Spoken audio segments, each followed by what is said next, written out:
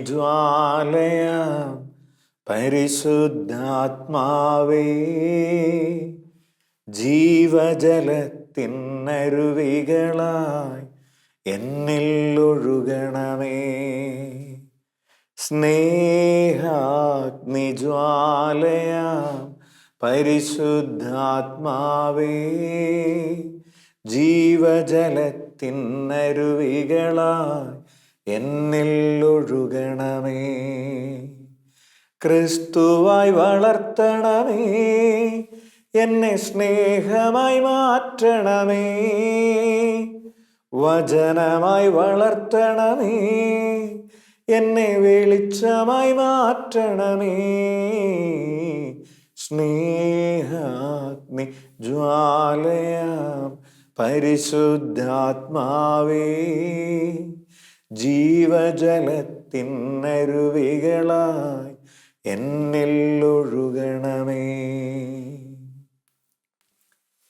ഈശോ മിശിഹായിക്ക് സ്തുതിയായിരിക്കട്ടെ.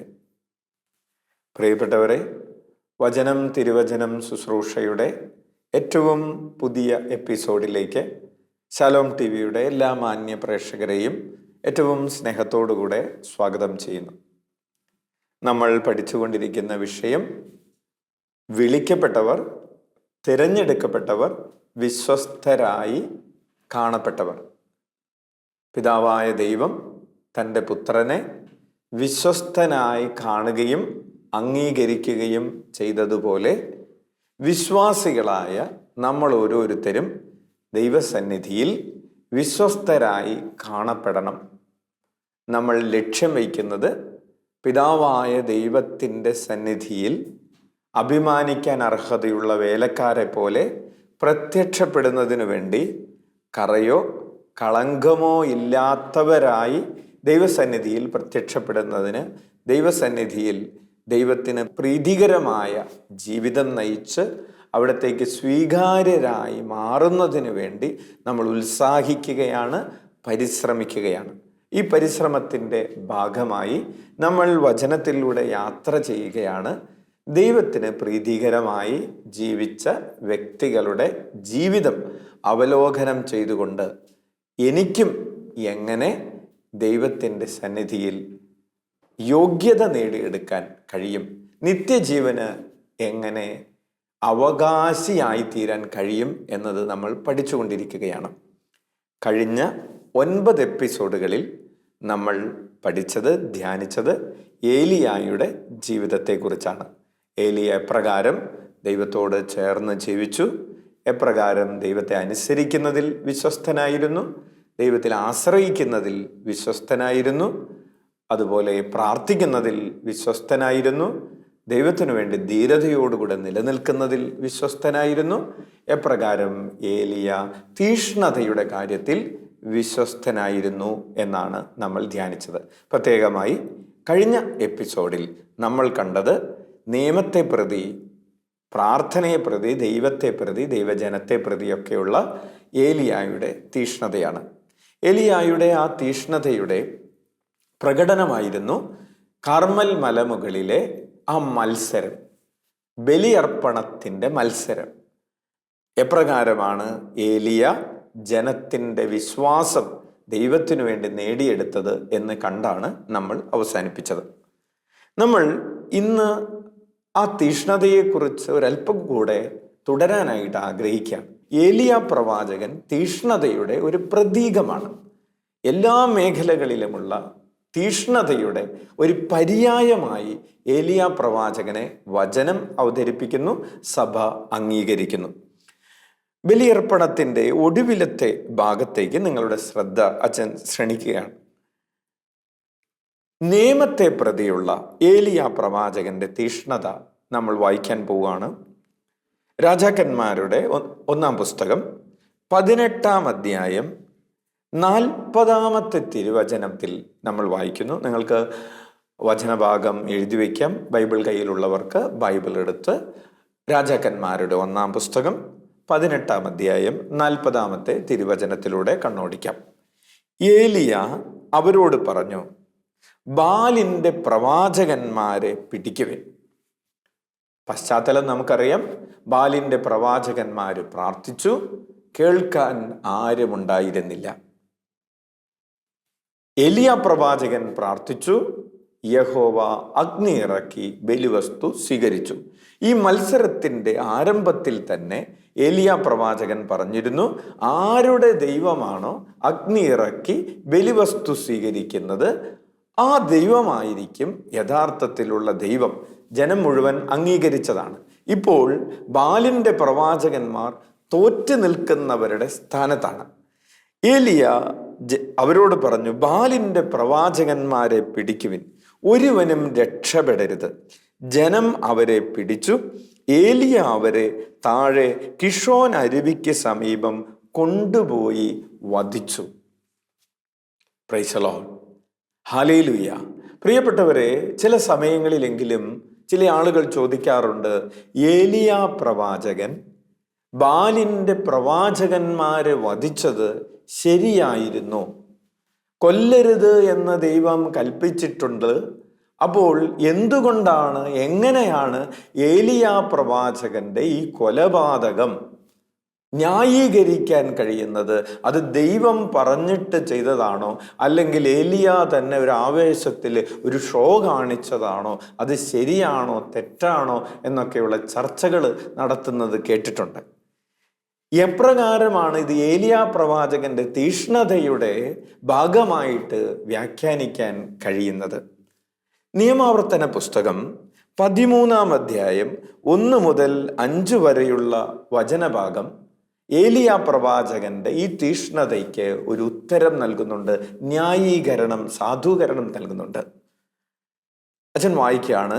നിയമാവർത്തനം 13-ാം അധ്യായം 1 മുതൽ.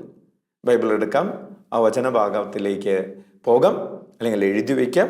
നിങ്ങളുടെ ഇടയിൽ നിന്ന് ഒരു പ്രവാചകനോ സ്വപ്ന വിശകലനക്കാരനോ വന്ന് ഒരടയാളമോ അത്ഭുതമോ നിങ്ങൾക്ക് വാഗ്ദാനം ചെയ്യുകയും അവൻ പറഞ്ഞ വിധം സംഭവിക്കുകയും ചെയ്താലും, നിങ്ങൾക്ക് അജ്ഞാതരായ അന്യദേവന്മാരെ നമുക്ക് പിൻചൊല്ലാം, അവരെ സേവിക്കാം എന്ന് അവൻ പറയുകയാണെങ്കിൽ, നിങ്ങൾ ആ പ്രവാചകന്റെയോ വിശകലനക്കാരൻ്റെയോ വാക്ക് കേൾക്കരുത്.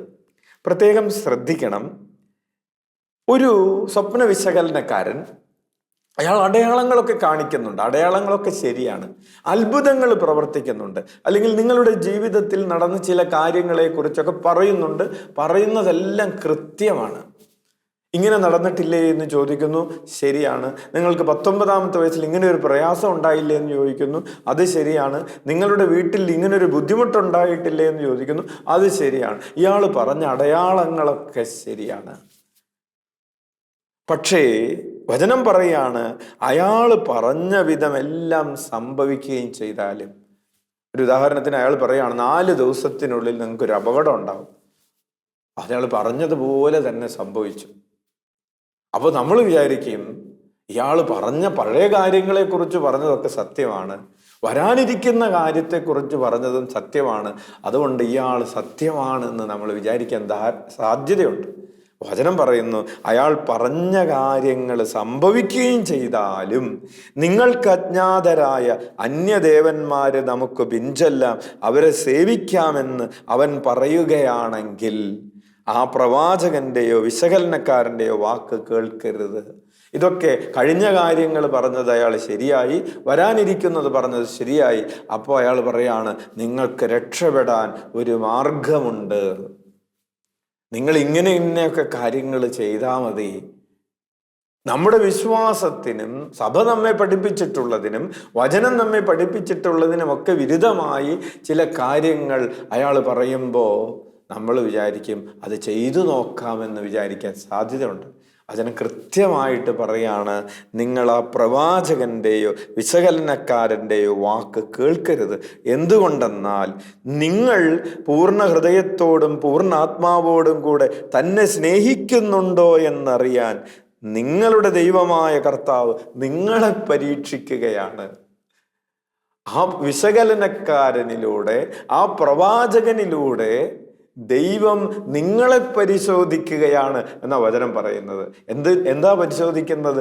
നിങ്ങൾ യഥാർത്ഥത്തിലുള്ള വിശ്വാസത്തിൽ ഉറച്ചു നിൽക്കുമോ ഇല്ലയോ എന്ന് ദൈവം നിങ്ങളെ പരിശോധിക്കുക.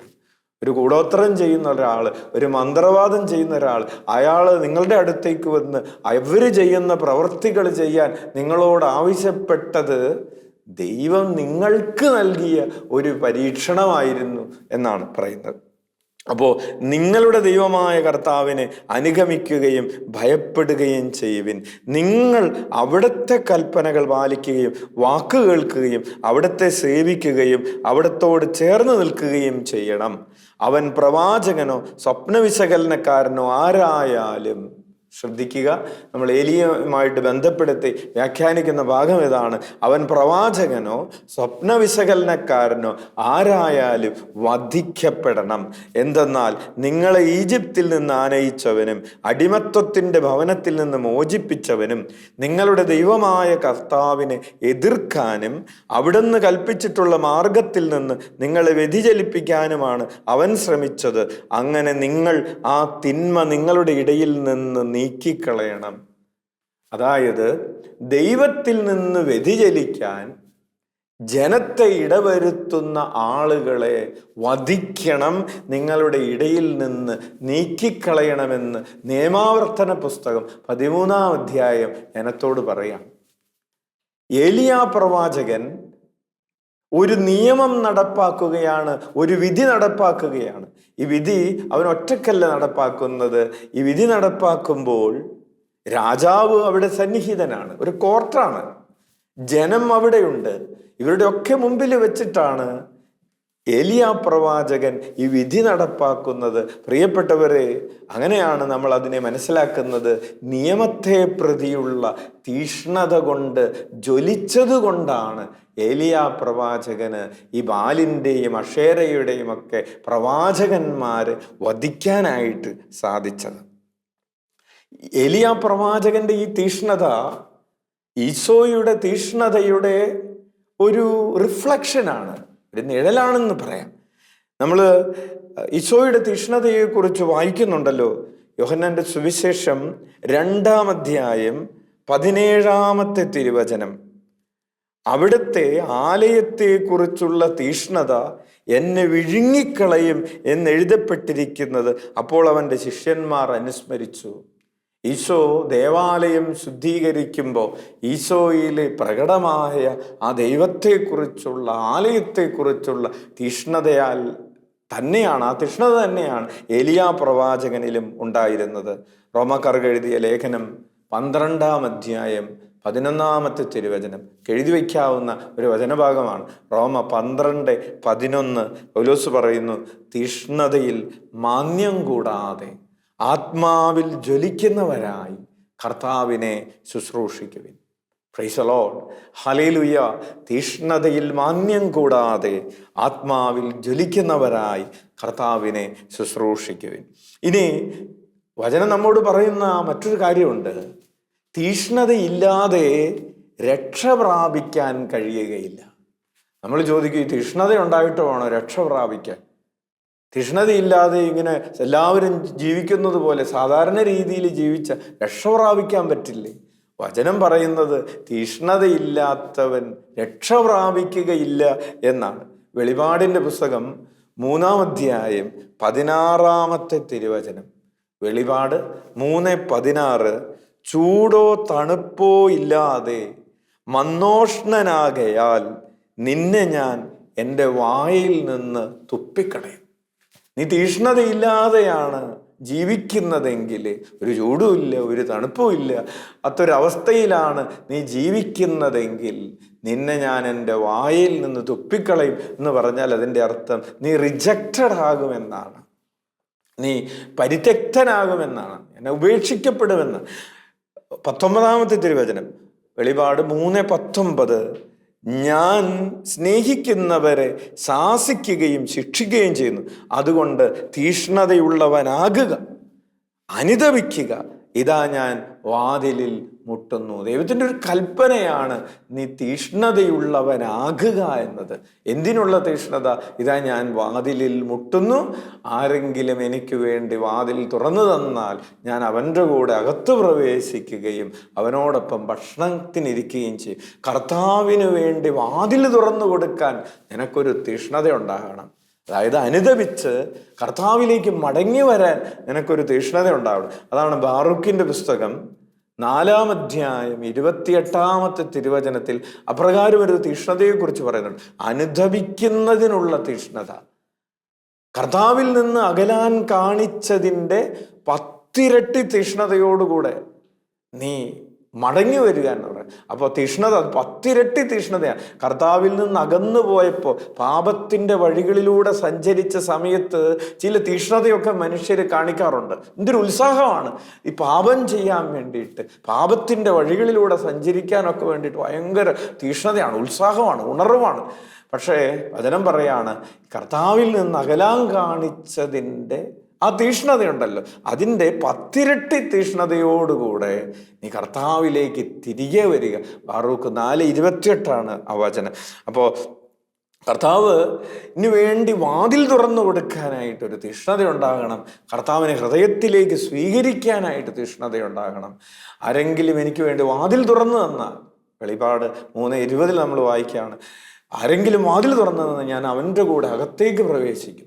അകത്തേക്ക് കടന്നു വന്ന കർത്താവിന് വേണ്ടി നിന്റെ ജീവിതം കൊണ്ട് ഒരു വിരുന്ന് തയ്യാറാക്കാൻ വേണ്ടി നിനക്കൊരു തീഷ്ണത ഉണ്ടാകണം. അതിനുശേഷം വീണ്ടും 21 പറയുകയാണ്, വെളിപാട് 3:21, വിജയം വരിക്കുന്നവനെ ഞാൻ എൻ്റെ കൂടെ സിംഹാസനത്തിൽ ഇരുത്തും. തീഷ്ണതയിൽ നീ വിജയം വരിച്ചാൽ, എനിക്ക് വേണ്ടി വിരുന്നൊരുക്കുന്നതിൽ നീ വിജയം വരിച്ചാൽ, എന്നോടൊപ്പം ഭക്ഷിക്കുന്നതിൽ നീ വിജയം വരിച്ചാൽ, നിന്നെ ഞാൻ എന്നോടൊപ്പം ഇരുത്തും. ഞാൻ വിജയം വരിച്ച് പിതാവിനോടുകൂടെ ഇരിക്കുന്നത് പോലെ തന്നെ. ഹല്ലേലൂയ. അതായത് ഈശോയ്ക്കുള്ള റിവാർഡും വിജയം വരിച്ച ഈശോയ്ക്കുള്ള സമ്മാനവും വിജയം വരിക്കുന്ന വിശ്വാസിക്കുള്ള സമ്മാനവും ഒന്ന് തന്നെയാണ് എന്ന് വെളിപാട് 3:21 നമ്മളെ ഓർമ്മപ്പെടുത്താണ്. വിജയം വരിക്കുന്നവർ ഞാൻ എന്നോടുകൂടെ ഇരുത്തും, സിംഹാസനത്തിലിരുത്തും, ഞാൻ വിജയം വരിച്ച് പിതാവിനോടുകൂടെ ഇരിക്കുന്നത് പോലെ. 2 പേർക്കുള്ള റിവാർഡ് എന്ന് പറയുന്നത് പിതാവിൻ്റെ സിംഹാസനമാണ്. പ്രിയപ്പെട്ടവരെ, പിതാവിൻ്റെ സിംഹാസനം എന്ന് പറയുന്നത് മഹത്വത്തിൻ്റെ സിംഹാസനമാണ്. ഇസ്രായേലിൻ്റെ ദൈവം മഹത്വത്തിൻ്റെ സിംഹാസനത്തിൽ വാഴുന്നു എന്നാണ് നമ്മൾ വായിക്കുന്നത്. അപ്പോൾ പുത്രനായ ക്രിസ്തുവിന് ലഭിച്ചത് മഹത്വത്തിൻ്റെ സിംഹാസനമാണ്. ആ പുത്രനിൽ വിശ്വസിക്കുന്ന തീഷ്ണതയുള്ള വിശ്വാസിക്ക് ലഭിക്കുന്നത് അതേ മഹത്വത്തിൻ്റെ സിംഹാസനമാണ്. അപ്പോൾ നമുക്ക് ഒരു തീഷ്ണതയുണ്ടാകണം. എലിയാ പ്രവാചകൻ ഉണ്ടായിരുന്നത് പോലെ ഒരു തീഷ്ണത, ഈശോയ്ക്ക് വേണ്ടി ജീവിക്കാൻ ഒരു തീഷ്ണത ഉണ്ടാകണം. എന്താണ് പ്രിയപ്പെട്ടവർ ഈശോയ്ക്ക് വേണ്ടി ജീവിക്കാനുള്ള തീഷ്ണത? നമ്മൾ ഈശോയ്ക്ക് വേണ്ടി എന്താണ് ചെയ്തു കൊടുക്കേണ്ടത്?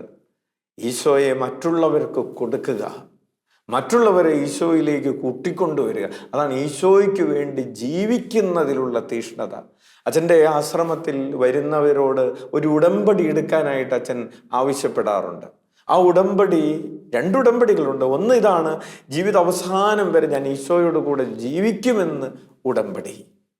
കർത്താവല്ലാതെ വേറെ രക്ഷകനില്ല, അതുകൊണ്ട് ജീവിത അവസാനം വരെ ഞാൻ ഈശോയോട് കൂടെ ജീവിക്കുമെന്ന ഉടമ്പടി. 2ാമത്തെ ഉടമ്പടി, എൻ്റെ സകല കഴിവുകളോടും കൂടെ ഞാൻ ഈശോയ്ക്ക് വേണ്ടി ജീവിക്കും എന്നൊരു ഉടമ്പടിയാണ്.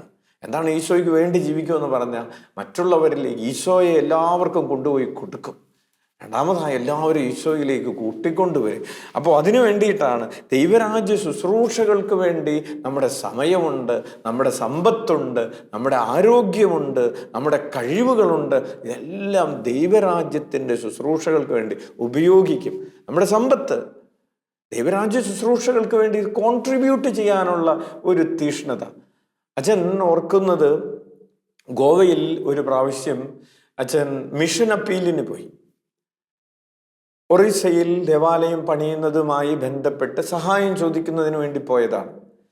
പ്രാർത്ഥനയൊക്കെ കഴിഞ്ഞ് സാക്രിസ്റ്റിയിൽ നിൽക്കുമ്പോൾ 23 വയസ്സുള്ള ഒരു പെൺകുട്ടി നറ്റാഷ എന്നാണ് അവളുടെ പേര്.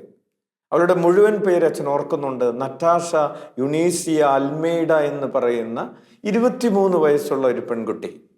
ഇവള് വന്നിട്ട് അച്ഛനോട് പറഞ്ഞു, അച്ഛാ കുറച്ചു നേരം ഒന്ന് കാത്തി നിൽക്കുമോ, ഞാനൊന്ന് വീട്ടിൽ പോയിട്ട് വരാം. അടുത്ത് തന്നെയാണ് അവളുടെ വീട്. അവൾ വേഗം വീട്ടിൽ പോയി ഒരു ചെക്കുമായിട്ട് വന്നു. ഏകദേശം 73,000 രൂപയും കുറച്ച് കൂടെ പൈസയുമുള്ള ഒരു ചെക്കാണ്. അപ്പോൾ അച്ഛൻ ഇവൾക്ക് നന്ദി പറയുന്നതിന് വേണ്ടി ഇവളുടെ വീട്ടിലേക്ക് ചെന്നു. അച്ഛൻ്റെ കൂടെ ഉണ്ടായിരുന്ന 2 ബ്രദേഴ്സൊക്കെ ആയിട്ട് അവിടെ ചെന്നപ്പോൾ ചെറിയൊരു വീടാണ്, പഴയ ഒരു വീട്. പെയിന്റ് ഒന്നും അങ്ങനെ അടിച്ചിട്ടൊക്കെ കുറച്ച് നാളുകളായിട്ടുണ്ടാവും. നല്ല ഫർണിച്ചറുകളൊന്നുമില്ല, ചെറിയൊരു വീട്. അപ്പോൾ അച്ഛൻ പറഞ്ഞു, മോളെ, അച്ഛന് നീ ഒരു 10,000 തന്നാലും അത് വലിയൊരു സംഖ്യയാണ്. നിനക്ക് അത്യാവശ്യമുള്ള കാര്യങ്ങളൊക്കെ ക്രമപ്പെടുത്തിക്കൂടെ? അവളുടെ കയ്യിലിരിക്കുന്നത് പഴയൊരു മൊബൈലാണ്.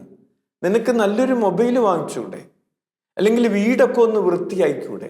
ഇത്രയും അധികം പണം നീ തരേണ്ട ആവശ്യമില്ലല്ലോ. ഒരു ഇനിയിപ്പോൾ 10,000 അല്ല, ഒരു 20,000 ആണെങ്കിലും അതൊരു വലിയൊരു തുകയാണ്. നീ ഈ പണം മുഴുവനും എന്തിനാണ് അച്ഛൻ തന്നിരിക്കുന്നത്? അവൾ പറഞ്ഞു, അവൾക്കൊരു ജോലി ഉണ്ടായിരുന്നു. ആ ജോലി നഷ്ടപ്പെട്ടു. ഇപ്പൊ അവൾക്ക് ജോലി ഇല്ല. ജോലി നഷ്ടപ്പെട്ടപ്പോൾ അവൾക്ക് സെറ്റിൽമെന്റ് തുകയായിട്ട് കിട്ടിയതാണ് ഈ പണം മുഴുവനും. അപ്പോൾ അത് കിട്ടിയ സമയത്ത് അവൾ തീരുമാനിച്ചിട്ടുണ്ടായിരുന്നു, അവൾക്ക് കിട്ടുന്ന ഈ പണം മുഴുവൻ, സെറ്റിൽമെന്റ് ആയിട്ട് കിട്ടുന്ന പൈസ മുഴുവനും ഏതെങ്കിലും ഒരു ദൈവരാജ്യ ശുശ്രൂഷയ്ക്ക് വേണ്ടി ഞാൻ കൊടുക്കുമെന്ന് തീരുമാനിച്ചിട്ടുണ്ടായിരുന്നു. അപ്പൊ മുഴുവൻ കൊടുക്കാൻ തീരുമാനിച്ചതാണ്, ഞാനത് മുഴുവൻ നൽകിയിരിക്കുന്നു. പ്രിയപ്പെട്ടവരെ, ഇത് കൂടുതലുള്ളതിൽ നിന്ന് കുറച്ചെടുത്ത് കൊടുക്കുന്ന തീഷ്ണതയല്ല, ഉള്ളത് മുഴുവൻ കൊടുക്കുന്ന ആ വിധവയുടേതുപോലെയുള്ള ഒരു തീഷ്ണത. ആ തീഷ്ണതയെയാണ് ഈശോ പ്രശംസിക്കുന്നത്. അപ്പോൾ ദൈവരാജ്യ ശുശ്രൂഷകൾക്ക് വേണ്ടി കോൺട്രിബ്യൂട്ട് ചെയ്യാനായിട്ട് നമുക്ക് തീഷ്ണതയുണ്ടാകണം. മധ്യസ്ഥ പ്രാർത്ഥന നടത്താൻ തീഷ്ണതയുണ്ടാകണം. അച്ഛന് പരിചയമുള്ള ഒത്തിരിയേറെ സഹോദരരുണ്ട്, രാത്രിയും പകലുമൊക്കെ മറ്റുള്ളവർക്ക് വേണ്ടി പ്രാർത്ഥിക്കുന്നവര്, മധ്യസ്ഥ പ്രാർത്ഥന നടത്തുന്നവര്. വചനം പ്രഘോഷിക്കാൻ തീഷ്ണതയുണ്ടാകണം. പൗലോസ് പറഞ്ഞ പോലെ, ഞാൻ വചനം പ്രഘോഷിക്കുന്നില്ല എങ്കിൽ എനിക്ക് ദുരിതം എന്ന് പറഞ്ഞിട്ട് വചനം പ്രഘോഷിക്കുന്നത് എൻ്റെ കടമയാണെന്ന് പറയുന്ന ആ ഒരു തീഷ്ണത. മിഷണറി പ്രവർത്തനം നടത്താൻ നമുക്ക് തീഷ്ണതയുണ്ടാകണം. പൗലോസ് പറയുന്നു, അപ്പോസ്തല പ്രവർത്തനങ്ങൾ 20:24, എൻ്റെ ജീവൻ ഏതെങ്കിലും വിധത്തിൽ വിലപ്പെട്ടതായി ഞാൻ കാണുന്നില്ല. എൻ്റെ ഓട്ടം പൂർത്തിയാക്കണമെന്നും ദൈവത്തിൻ്റെ കൃപയുടെ സുവിശേഷത്തിന് സാക്ഷ്യം നൽകണമെന്നും മാത്രമേ ഞാൻ ആഗ്രഹിക്കുന്നുള്ളൂ. എൻ്റെ ജീവൻ മറന്ന് ഞാൻ ദൈവത്തിൻ്റെ കൃപയുടെ സുവിശേഷത്തിന് സാക്ഷ്യം നൽകാൻ വേണ്ടി ഓടി നടക്കുകയാണ്. പ്രിയപ്പെട്ടവരെ, ഇതോടുകൂടെ ചേർത്ത് നമ്മൾ ഒരു കാര്യം മനസ്സിലാക്കണം. രക്ഷിക്കാത്ത തീഷ്ണതയുണ്ട്, പാപത്തിനു വേണ്ടിയിട്ടുള്ള തീഷ്ണത ഒക്കെ മാറ്റിവെച്ച് രക്ഷിക്കുന്ന തീഷ്ണതയിലേക്ക് നമ്മൾ കടന്നു വരാനായിട്ട് വചനം നമ്മെ ക്ഷണിക്കുകയാണ്. എലിയായുടേതുപോലെയുള്ള തീഷ്ണത ദൈവരാജ്യത്തെ പ്രതി, സുവിശേഷ പ്രവർത്തനങ്ങളെ പ്രതി, സഭയെ പ്രതിയൊക്കെ നമുക്കുണ്ടാകട്ടെ എന്ന് നമുക്ക് പ്രാർത്ഥിക്കാം. അങ്ങനെ തീഷ്ണതയോടുകൂടെ നീ ജീവിക്കുമ്പോൾ കർത്താവിൻ്റെ സന്നിധിയിൽ നീ അഭിമാനിക്കാൻ അർഹതയുള്ള ഒരു വേലക്കാരനായി പ്രത്യക്ഷപ്പെടും. ആമേൻ. നമുക്ക് എഴുന്നേറ്റ് നിൽക്കാം, കരങ്ങൾ ഉയർത്തി സ്തുതിക്കാം. ഹല്ലേലൂയാ, ഹല്ലേലൂയാ, ഹല്ലേലൂയാ. യേശുവേ സ്തോത്രം, യേശുവേ നന്ദി, യേശുവേ ആരാധന. ഹല്ലേലൂയാ, ഹല്ലേലൂയാ, ഹല്ലേലൂയാ. കർത്താവേ, ഞങ്ങളെ തീഷ്ണതയാൽ ജ്വലിപ്പിക്കണമേ. എലിയായെ പോലെ തീഷ്ണതയോടെ ജ്വലിച്ച് ജീവിക്കാൻ കൃപ നൽകണമേ. ഹല്ലേലൂയാ, ഹല്ലേലൂയാ. പൗലോസിനെ പോലെ, പത്രോസിനെ പോലെ തീഷ്ണതയിൽ ജ്വലിച്ച് ജീവിക്കാൻ, സഭയ്ക്ക് വേണ്ടി ജീവിക്കാൻ, ദൈവരാജ്യ ശുശ്രൂഷകൾക്ക് വേണ്ടി ജീവിക്കാൻ കൃപ നൽകണമേ. ഹല്ലേലൂയാ, ഹല്ലേലൂയാ, ഹല്ലേലൂയാ, ഹല്ലേലൂയാ. യേശുവേ സ്തോത്രം, യേശുവേ നന്ദി, യേശുവേ ആരാധന. ഈശോ മിശിഹായിക്ക് സ്തുതിയായിരിക്കട്ടെ.